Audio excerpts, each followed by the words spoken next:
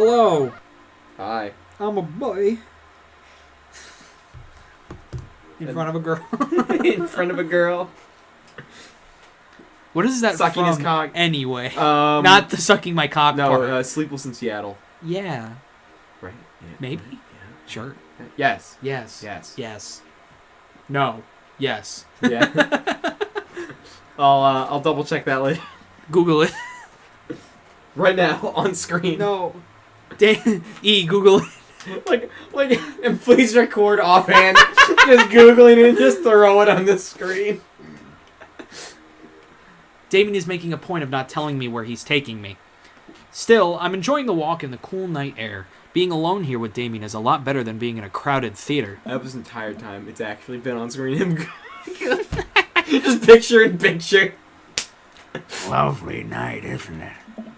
As lovely as the company. Yes. Ooh.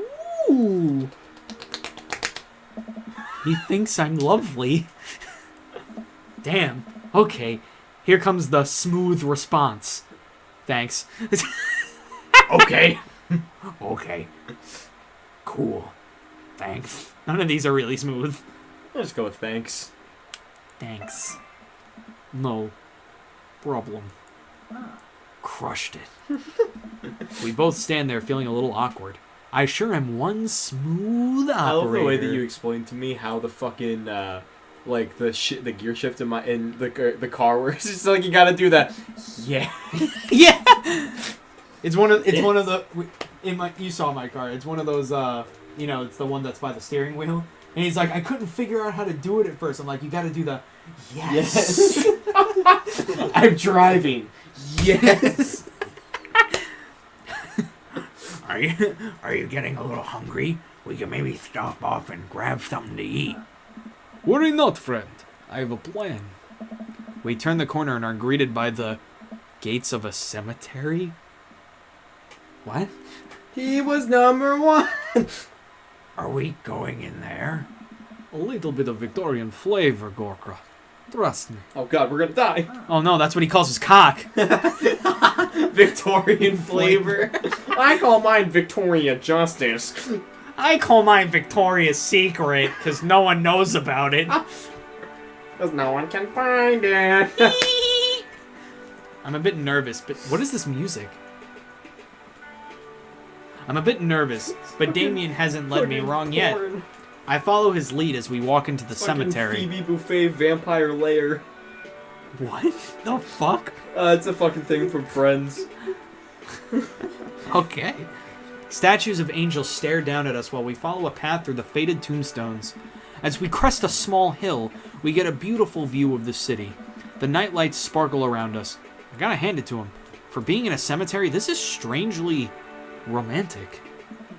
Picnicking in graveyards is an old Victorian tradition. An appropriate finish to an evening after a vampire movie, wouldn't you say?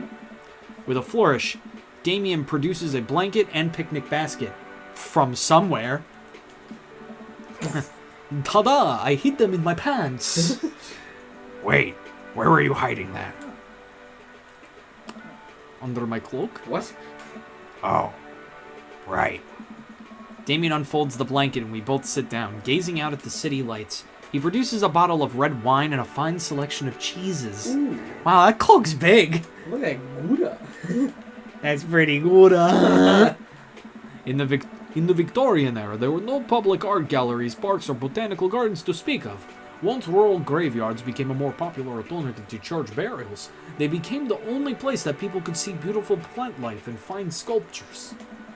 That makes sense. That's pretty nice. I have a question, though. How are you so okay with being in a graveyard, but you had trouble handling a scary movie? I wasn't... He sighs deeply. Okay, yes, I was extremely scared by that movie. I was not writing a book about blood magic in my head. Okay. I just have never been good at those. I just feel as if because of how I look and act, people expect me to love horror films. So I must play the part. Truth be told, I don't know if I have the constitution for them at times. Damien, I'm so sorry. If I had known, I would have suggested another movie. It's quite alright. I actually did find myself enjoying this one, thanks to your help. Graveyards, however, I think there's something rather beautiful about death.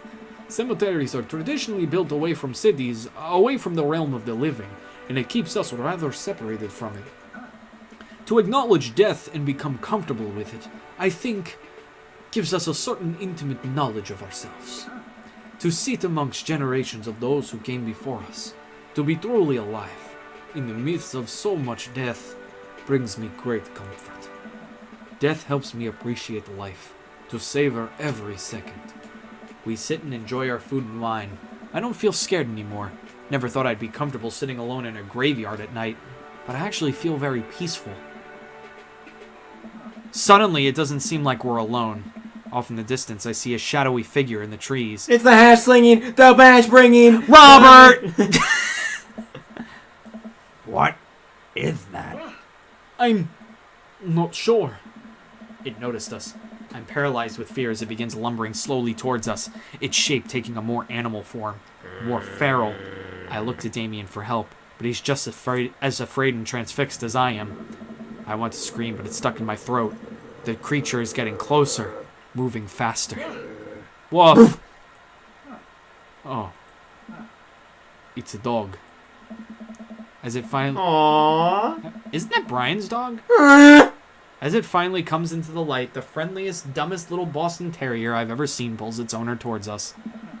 The dog trots over to Damien and sniffs at his hand. Damien looks ecstatic. He ruffles the dog's fur happily. What a beautiful dog! Hey, I don't know who it is.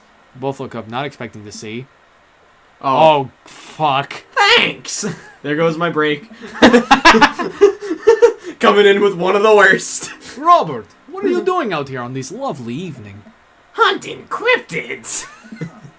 What? What? I didn't know you had a dog. This isn't my dog. I found her wandering in the street. I put a leash on her and now we're walking around this graveyard together. Oh, you want to talk to me now, do ya, asshole? Hunting cryptids. Damien and I share a look. May I give her a treat? Sure. Wouldn't give her cheese though.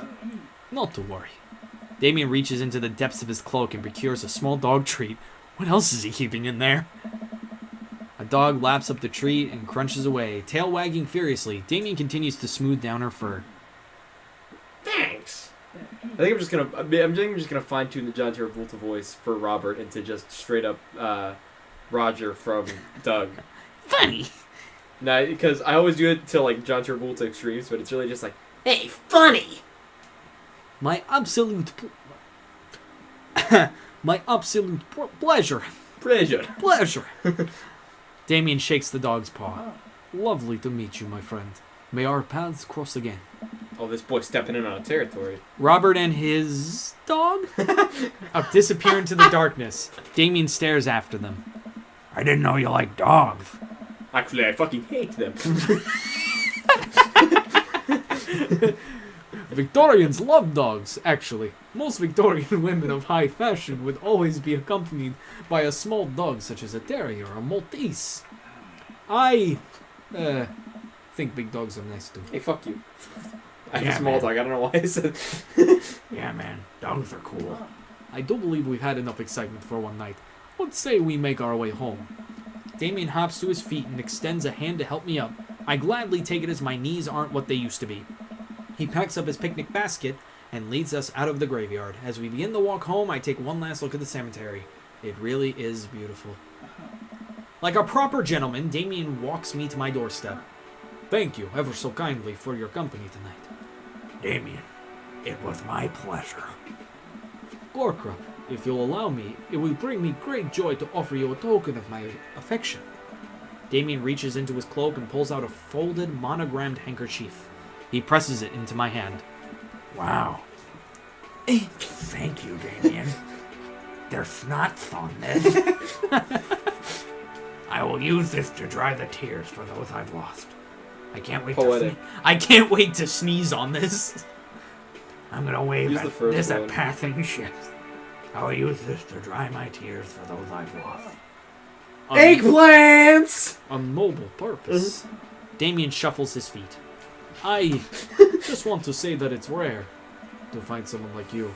someone who's open to my eccentricities. It's nice to feel so It's just accepted. Gorkrop getting excited. He's just choking on saliva. Thank you. Damien gives my hand a quick squeeze. I read it as sneeze for a second. Oh, two. Thank God I had the handkerchief. Damien blushes and hastily retracts his hand. I must take my leave. Good night. Before I can say anything, he's gone. It's like Batman. I unlock the door and step inside. Like a whirlwind, Amanda runs from the window. Gorkrop's Amanda runs from the window and plops down on the couch, trying to look nonchalant. Hey, Dad! What's up? Were you watching me from the window? No, I was just, Okay, yes, how was the movie? A lot of vampire titties. Told you. But, as it turns out, Damien is Wait, Amanda doesn't need to know that. I'll keep it between me and Aw, Damien. that's sweet. scary, cool. Yep, he's so cool it's scary. Nice save, Gorkrop. Did you know that graveyards used to be a place to throw parties? In fact, did you know? I think I'm misremembering that. Wow! Fun pack. Fun pack, trade agreement. I can't speak English. Wow, that's pretty punk. Also, we saw a dog. Definitely thought it was a werewolf for a minute, though. How can you be so sure it wasn't a werewolf? How could you be so sure that I'm not a werewolf? And how could I be so sure that you're not a werewolf? Amanda's eyes narrow. I don't trust you. Nor I you. We make intense, wary eye contact for a second. Okay, I'm calling it for the night. Don't stay up too late, will ya? You didn't think okay that anyway? Anyway, I'll try not to howl at the moon past midnight. I read that really weird. Yes, you did. And that was the last line of the episode. Midnight. Date complete. What do we did? How we do? We got a Dad Joe Goofy Bat Victoria Horror Cemetery. What do we get? S. Come on, S for Sonic. Hell yeah. More like S for suck. Interview with the vampire. Everybody sucks. Cock. Cock. Probably one of my favorite fucking lines. A bird in the hand is better than a bird in the eye. Ah! And Gorkrop has a large target. Oh god, another extra. It's a beautiful night, and the air smells so fresh, so I decide to take the long way home. I casually stroll through the neighborhood, taking in the sights and sounds of a suburban city with a low crime rate and wide walkable sidewalks at night. As I approach the bar, I can hear patrons inside cheering. Oh, I bet the game is on. I wonder if my team is playing tonight. A drop of water hits my head, and now it's lots of drops of water. It's pouring rain. Maybe I should wait this outside. Wait this out inside. Wait this out inside.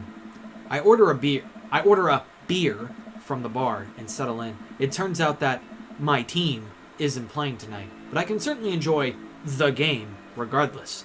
The bar is unusually crowded, and the feeling of camaraderie over a shared love of the game makes me smile. Sports are nice. I look over to the corner and spot none other than Mary, sitting alone and in the corner, nursing a cocktail. Was this you or me? Me. Something about her seems different this time. Now that she's by herself and not hanging off some younger guy, she looks so sad. She looks up and half-heartedly raises her glass to me before staring off into the middle distance. Should we say hi? How long do you want the scene to be? I mean, we have time. I decide to say hello. I walk over to her booth. She doesn't look up. the seat taken? She still doesn't look up. I take my seat anyways, and she finally notices me. Hey, cowboy. That's right, yeah. There you go. Because You we're alright? convinced she's a Never better. She hiccups. Guess she's a little far gone. Tears start welling up in her eyes. Oh, Will you walk a gal home? Oh no, please. I don't want I don't want Gorkrup Dad 9 to become Gorkuck Dad 9. He wouldn't be the cuck, Joseph would. I slide Don't ruin the joke. I slide out of the booth. Seems like Mary's having some trouble getting up. I reach out a hand to help her, but she waves me away. I got it. She clearly does not got it. You know what? Hang out here for a second. I walk over to the bartender and pay Mary's tab. Hey, I don't know if you remember me, but I live in Mary's cul-de-sac. Why is he... What? Oh, he's said talking he's to the the bartender. bartender. Okay. But I live in Mary's cul-de-sac, and I'm just making sure she gets home safe tonight. I know you. Yeah, it's nothing weird, just... He usually has one of the bar staff walk around. I trust you. She doesn't, go home with I don't really want to say it. one of the guys she meets. Nah.